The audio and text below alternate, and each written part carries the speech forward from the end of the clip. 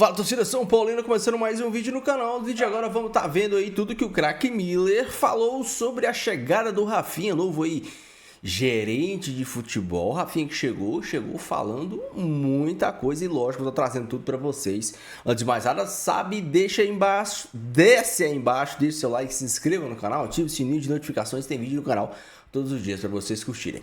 Bora assistir o vídeo junto aí, no final, tu sabe, eu volto, a gente vai falar muito da chegada do Rafinha e dos próximos jogos importantíssimos do nosso querido tricolor.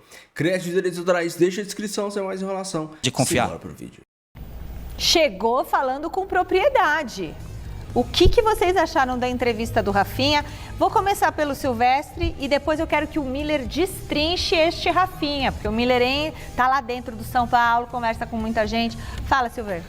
O Rafinha não é gerente. Ele virou gerente de esportivo, é isso? É o cargo dele. Gostei muito mais da ideia do Miller no Mesa Redonda. O Leonardo, que foi lateral esquerdo, que também jogou no São Paulo, multicampeão, que é um gerente, que já tem um cargo administrativo há muito tempo na Itália, na França, em grandes clubes europeus. Então, agora, o Rafinha com certeza vai agregar, porque até outro dia estava jogando, fala a linguagem do jogador, vai fazer esse meio campo. Agora, até que ponto ele vai ter autonomia? Ele vai contratar? Ou ele vai ter que sempre reportar para... Acho que é positivo, mas eu quero ver para crer. Miller, qual você acha que vai ser essa função do Rafinha? Ajudar a contratar, fazer intermediação com a boleirada? Já chegou falando que o São Paulo não pensa pequeno, só 45 pontos. O que você achou de tudo isso? E você que está lá dentro? Olha, Michele, a contratação do Rafinha foi um pedido dos jogadores, que se reuniram para isso. Por quê? Não estão aguentando o Crespo? O que acontece? Não. Para a função de gerente de futebol, os jogadores que pediram a contratação dele. Tá. Quer dizer, isso é uma coisa. Agora, eu disse isso no Mesa. Passou lá o Raí, o Lugano, o Ricardo Rocha. Verdade. E nenhum teve poder absoluto. Não. Este é o problema de um cargo. Independente do cargo, o cara tem que ter poder. Senão, como disse o Silvestre, porque só uma transição, vou fazer o meio de campo aqui entre a comissão técnica, os jogadores. Aqui no vestiário, isso é muito nada, isso é muito pouco. Bem, o São Paulo hoje, Michele, é um clube quebrado. O São Paulo é um clube quebrado. Tem um presidente que assumiu agora, que está ainda perdido no seu novo cargo, né? Então o que acontece? O problema, aí tem o problema campo. O problema campo é que o Crespo não tem mais o poder sobre o grupo. Os jogadores não respeitam mais o Crespo. Você acha que ele está perdendo o comando ali? Já perdeu há muito tempo. Ele não manda mais nos jogadores. E quando um treinador perde o comando, não tem jeito dele ficar mais no cargo. Não é questão de não gostar do Crespo, não. É uma realidade. Ô, Miller, por que ele perdeu o comando do grupo? Com o passar do tempo, os jogadores viram, muita gente viu que ele, taticamente, não é essa maravilha toda. Deixa a desejar? Muito. Taticamente, o Crespo é fraco. E tecnicamente também os atletas... Taticamente, na armação da equipe, acho que ele arma muito repertório. Mal. Ele é muito fraco. E aí o boleiro viu isso, não tem mais respeito. Ali no São Paulo, ninguém manda. Esse é o problema do São Paulo hoje. Ninguém manda. Não tem Milton Cruz, você pode colocar Rui Costa, Rafinha. Acho que nem o Muricy mandava. Ninguém manda. Que é o que por isso que o São Paulo está desorganizado. Conhece o São por Paulo. Isso que eu falei. Mas tem o presidente Harry. Por isso que eu falei, contrata o Leonardo para vir botar ordem na casa, porque do jeito que tá, é aquilo que os próprios jogadores falaram. Já é um gestor, já é um gerente. Os próprios jogadores falaram isso, Michele. No Campeonato Brasileiro, o São Paulo vai sofrer muito. Por que a gente está falando isso? Porque a gente está vendo que o time é fraco e tem um treinador que taticamente também é fraco. Taticamente pode não ser a oitava maravilha, mas eu quero defender o Crespo, porque ele está sozinho. Né? Ele está segurando a bola, ele virou o porta-voz do São Paulo. Ele fala de política, de futebol, blinda vestiário. Porque ele quer. Tudo bem, mas ele não tem que falar de política, tem que falar de futebol. Mas caiu o presidente outro dia e ele já estava meio... É só ele. O técnico de futebol, ele é um porta-voz do clube de uns anos para cá. Sempre foi, mas de uns anos para cá é o cara que mais fala publicamente do clube que ele dirige. É o técnico, não é o presidente. Os presidentes dão poucas entrevistas, os dirigentes não vão mais na zona mista como iam antigamente. A gente não Lembra o Marco Aurélio Cunha que sempre ia? Quem fala em nome do clube pode escolher o clube, pode escolher o técnico. Marcelo Portugal Gouveia o também treinador. ia, Então, o presidente. cara Não, que... eu não vejo o Felipe Luiz falar do Flamengo, assim. Não. Eu acho que o Crespo... na grande maioria dos clubes é assim, o Miller. Crespo não deveria falar o que ele fala. Eu acho que ele tá pedindo para ser mandado embora. Não pode falar uma coisa dessa. 45 pontos, por exemplo. eu acho que ele foi sincero, honesto e falou o que tinha que falar assim. Ai, Agora, mas já tá jogando a óbvio- toalha, Silvestre. Ele tá sendo realista. Ele vai enganar o torcedor? Não, mas peraí. Mas então quer dizer, não precisa de um treinador assim, que tá pensando em lutar para não cair no Campeonato Brasileiro? Eu contrato outro. Ué, é mais fácil. O cara, quando é sincero, honesto e transparente, tá se queimando no clube, no grupo, junto à torcida. Silvestre, então tem que falar mentira? Não, Silvestre, existe uma declaração do treinador na imprensa e existe a declaração dele no vestiário. É isso aí. Isso aí é uma lei que nunca mudou. Ele mudou agora. Mas isso aí... Mas quem disse que no vestiário ele não falou, pessoal, eu precisava dar uma resposta pública sim, mas nós vamos brigar por coisa maior. Isso reflete no grupo. Isso reflete no grupo. Lembra do Abel, ano passado? Não refletiu no grupo? No vestiário o discurso Não refletiu foi outro. no grupo a declaração do Abel? Bicho molhado. Bicho molhado. Na verdade, essa expressão, ela voltou a ficar recorrente por conta dessas investigações. Sim. O tal do bicho molhado Bicho molhado. A grana ali, ó. Pá. é o linguajar do jogador para premiação paga em dinheiro, no vestiário. Muito bem, então tá aí o Rafinha se apresentando, né? Falou o que pretende Não no fazer. caixa, viu?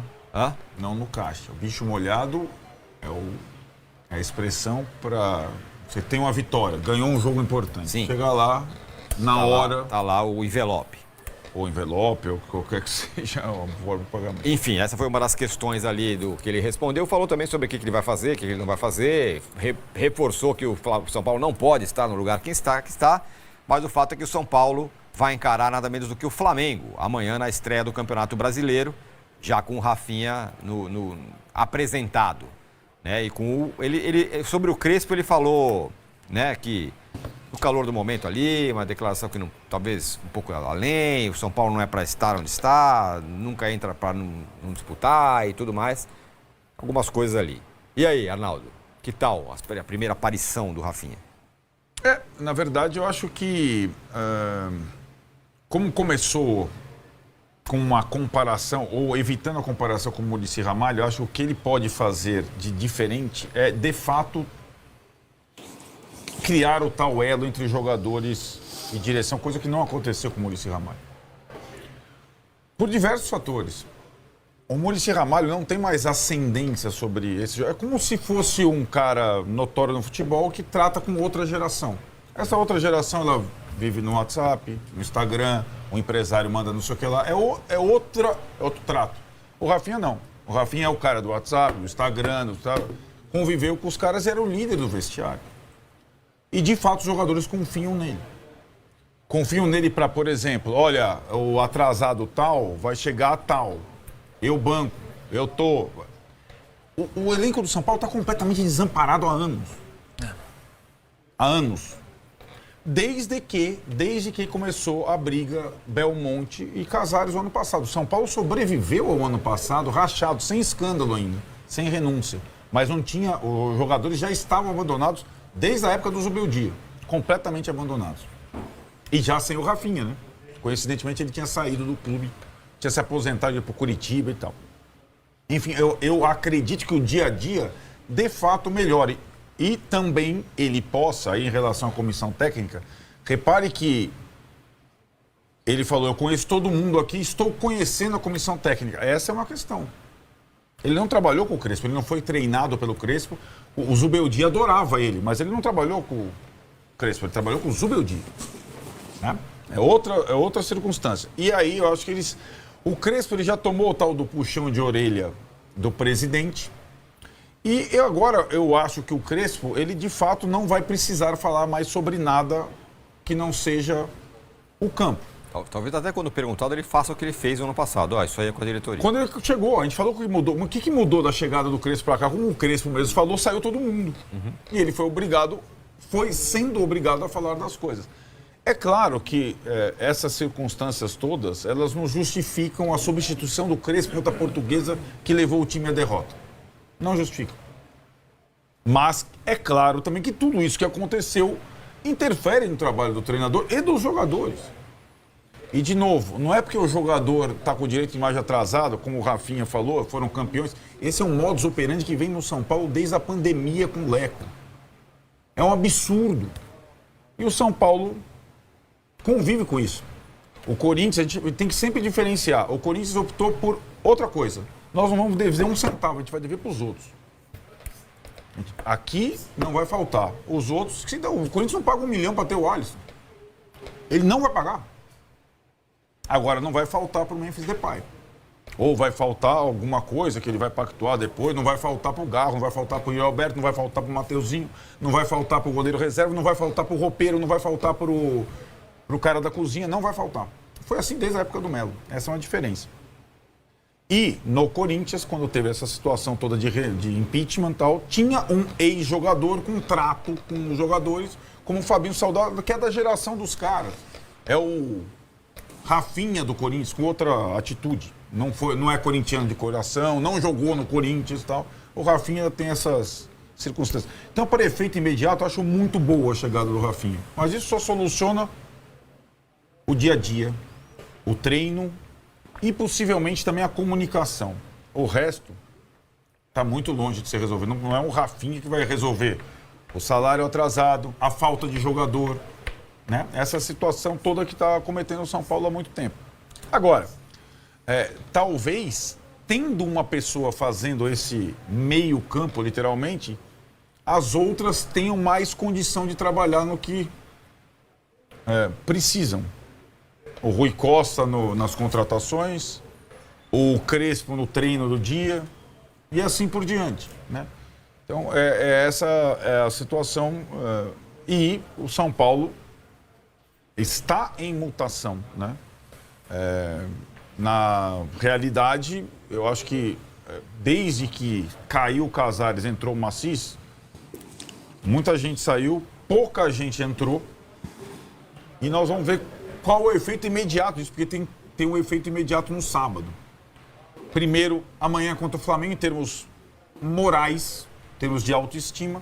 E no sábado, o São Paulo tem uma decisão contra o Santos, em casa, né? Então vamos ver qual que vai ser essa. Hoje, por incrível que pareça, hoje, levando em consideração que vem na quarta, Flamengo, e sábado contra o Santos, até o mês de fevereiro, é mais importante contratar o Rafinha que um jogador de futebol. E, informação, o São Paulo confirmou hoje a venda do Rodriguinho para o Bragantino. Essa é uma coisa importante da comunicação e da mudança de 2 milhões, coisa que o Corinthians não quer pagar, 2,5 milhões de dólares ao vivo. Ao vivo não, à vista. Ao vivo também é bom, né? É a mesma Às coisa. vezes, Também ao vivo, né? 2 milhões, não de reais, o Corinthians não quer pagar 1 milhão de reais. 2,5 milhões de dólares à vista, porque o Bragantino paga. O São Paulo poderia fazer duas coisas. O que vinha fazendo, agora a gente tem uma grana para contratar. O que o Corinthians faz? Não, a gente vai pagar os atrasados dos jogadores. Isso é uma informação? Essa é uma informação. Então, é 2,5 milhões de dólares para atrasados. Porque a prioridade agora é cuidar de quem está lá. Depois do caos, ainda tem 1 mês de janela, é a raspa do tacho. Não é o Palmeiras que está contratando jogador da Europa ou o Flamengo, né? Porque a janela europeia fecha agora em começo de fevereiro. Você tem 1 mês para reforçar minimamente um time que é fraquíssimo, para não correr risco no campeonato. E aí, não é que o Crespo simplesmente ele fez o diagnóstico real do que acontece no São Paulo hoje. Literalmente real. O time é fraco, o time tá... Só que assim, ele não falou com essas palavras, estou falando eu. Eu acho que ele não menosprezou nenhum jogador do São Paulo. Pelo contrário, ele não expôs, mas talvez ele tenha tirado o elan do jogador de futebol. Eu preciso acreditar em alguma coisa. O Rafinha lembrou de 2023, quando o Dorival chega, o Dorival é especialista nisso, o Crespo não é. O São Paulo estava destruído pela administração Rogério no dia a dia do CT, os jogadores queriam matar o técnico, e o time estava lá embaixo. O Dorival chegou assim: vocês podem, mais do que vocês estão fazendo, vocês vão ser campeões esse ano. Aquele papinho, Dorival. E dá certo. Foi a mesma coisa, dá certo.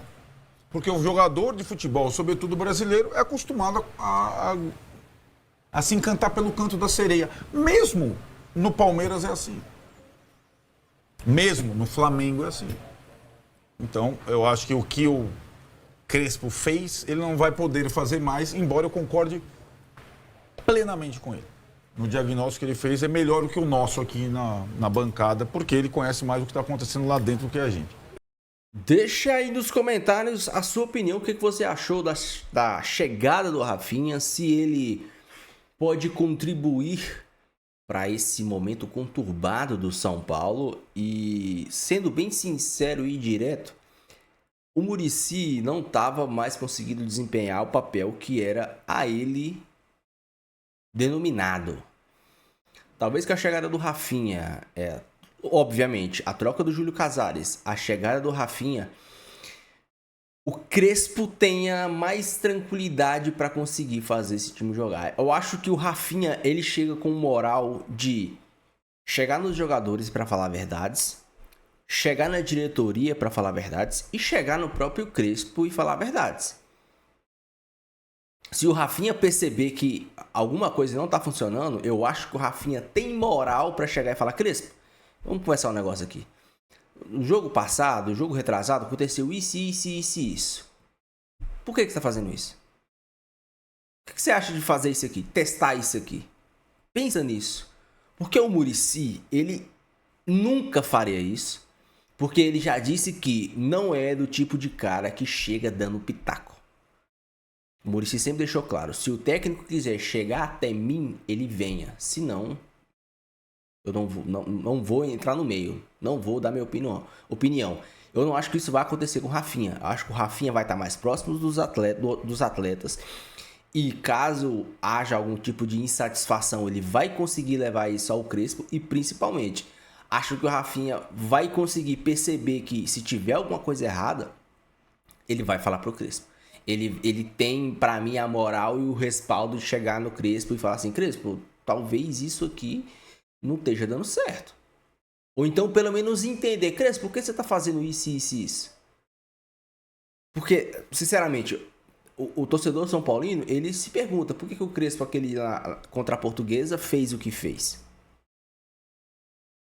Por que o Crespo contra o Palmeiras, por mais que o São Paulo tenha jogado até o primeiro tempo até relativamente bem, tenha sido até, ao meu ver, o primeiro tempo tenha demonstrado um futebol interessante, por que ele não mudou o sistema colocando um meio de campo mais recheado, sendo que todos os gols do Palmeiras saíram em transições rápidas por dentro, pelo meio de campo? Talvez, contra o Palmeiras, tenha sido um pouco de ato falho você entrar sem a linha de 3 zagueiros. Se você tivesse 3 zagueiros e 2 volantes ali, talvez você teria mais sustentação. Por quê? O que o Crespo está pensando pro jogo contra o Santos? O que o Crespo está pensando pro jogo contra o Flamengo? A torcida quer explicações. E talvez o Rafinha consiga tirar essas explicações do Crespo. Talvez o Rafinha consiga fazer melhor esse meio de campo. Talvez o Rafinha consiga chegar na diretoria e falar assim: os caras lá estão incontentes, tem que dar um jeito de acertar isso aí. E principalmente, ter alguém que esses caras respeitam. Ao que parece, tá muito largado o vestiário do São Paulo. Você não tem mais o Luiz Gustavo, o Lucas... Não sei, mas eu achava que o Lucas tinha que ser um dos líderes desse elenco. Não sei se está sendo, não parece que é um líder do elenco. O Caleri está voltando de lesão agora. Não sei se perdeu a liderança. Dentro de campo é uma coisa, mas no vestiário, talvez o Rafinha consiga retomar a liderança e botar ordem na casa dentro do vestiário. Dentro de campo é uma coisa, existem 2 mundos. Existe um mundo dentro das 4 linhas e um mundo vestiário. São coisas totalmente diferentes. Talvez o Rafinha consiga resolver isso. O São Paulo tem um jogo amanhã contra o Flamengo. O Flamengo vem com o time misto, mas o Flamengo com o time misto ainda é um time forte. O São Paulo precisa começar bem o Campeonato Brasileiro, para não ficar correndo atrás de ponto lá no final. Mas o São Paulo também tem uma decisão, sábado contra o Santos. O que o Crespo está pensando? Vai dar minutos pro Lucas? Vai dar minutos pro Caleri? Colocar o Caleri de titular? Caleri e Luciano? Que esquema vai montar contra o Flamengo? Talvez um esquema que, ao meu ver, Talvez contra o Flamengo, que é um time bom, um bom time, um time técnico, um esquema com 3 zagueiros seja melhor. Você tem a volta do Lucas, você tem o Pedro, agora você tem meia pra jogar. Eu achava ruim o São Paulo jogar com 3 zagueiros quando o São Paulo não tinha o 10, quando o São Paulo não tinha o cara pra jogar à frente dos 2 volantes. Agora tem. Você tem o Lucas, você tem o menino lá da base, Pedro Ferreira, agora esqueci o nome dele. Agora você tem quem joga ali. Você tem o Mike, que tá bem. A volta do Wendel. Agora você tem peças pra jogar com 3, jogar com linha de 4, jogar com 2 volantes, jogar como jogou contra o Corinthians, com o Losango no meio de campo. Eu não quero atuar com 3 zagueiros. Beleza, atua com o Losango no meio de campo. 3 volantes e o Lucas de 10. Mas se você entrar como entrou com o Palmeiras, com o meio de campo sem pegada, com o meio de campo vazio, você vai tomar ré. Com certeza você vai tomar ré. Deixa aí a sua opinião, deixa o seu comentário, não esqueça de deixar o seu like e se inscrever no canal. Fique com Deus, até o próximo vídeo. E valeu!